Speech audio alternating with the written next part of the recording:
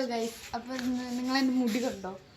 ഇനി ചിലപ്പോൾ ഇത്ര വലുപ്പത്തിൽ നിങ്ങൾ ഇനി കാണാൻ പറ്റണമെന്നില്ല. എന്താ കാര്യം എന്ന് പറഞ്ഞാൽ ഞാൻ ഹെയർ ഡൊണേറ്റ് ചെയ്യാൻ പോവാട്ടോ. അപ്പോൾ പോകാൻ വേണ്ടി ഇറങ്ങണേ ഉള്ളൂ. ആദ്യം എന്നിട്ട് പറയുക വയറ് വരുന്നില്ല എനിക്ക്. നമ്മൾ ആദ്യം പോണത് സലോണിക്കാണ്. എന്നിട്ട് മുടിയൊക്കെ വെട്ടിയിട്ട് അവിടെ നിന്ന് നേരെ പാക്ക് ഹോസ്പിറ്റലിൽ കൊടുക്കാനാണ് പോണത്. അപ്പോൾ നമുക്ക് ആദ്യം ഇനി സലൂണിൽ വെച്ച് മുടി വെട്ടണ നേരത്ത് കാണാം. അപ്പോൾ തെറ്റാ.